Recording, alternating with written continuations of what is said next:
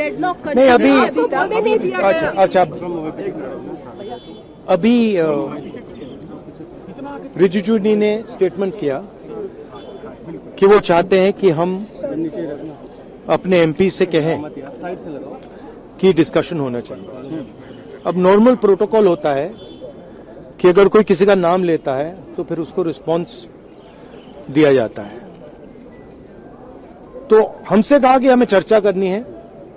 जब मैं उसका जवाब देना चाह रहा था फिर मुझसे माइक ले लिया, मुझे अपॉर्चुनिटी नहीं दी। मगर मैं क्लियरली कहना चाहता हूं, जो ऑपोजिशन का स्टांस है, 3 मांगे हैं स्टूडेंट्स की। पहली मांग, corrupt education minister has to गो।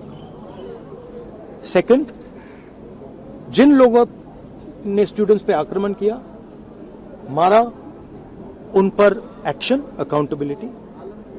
और third, that prime minister should apologise to the students. These are the 3 conditions. We are not going to have any conversation, any discussion before Mr. Pradhan is sacked. That's it. Bill को लेकर जो कह रहे हैं चर्चा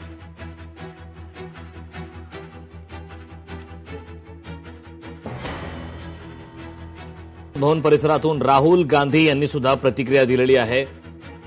आपण पाहतोय लोकसभा असेल, राज्यसभा असेल, या ठिकाणी विरोधकांनी सभागृहामध्ये गोंधळ घातलेला आहे। पुन्हा एकदा धर्मेंद्र प्रधान यांच्या राजीनाम्याची मागणी जोर धरत आहे।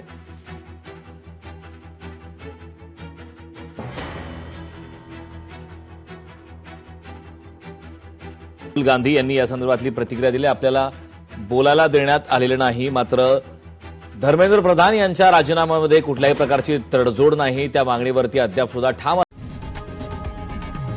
लोकशाही मराठी ऐका, पहा, जागरूक रहा।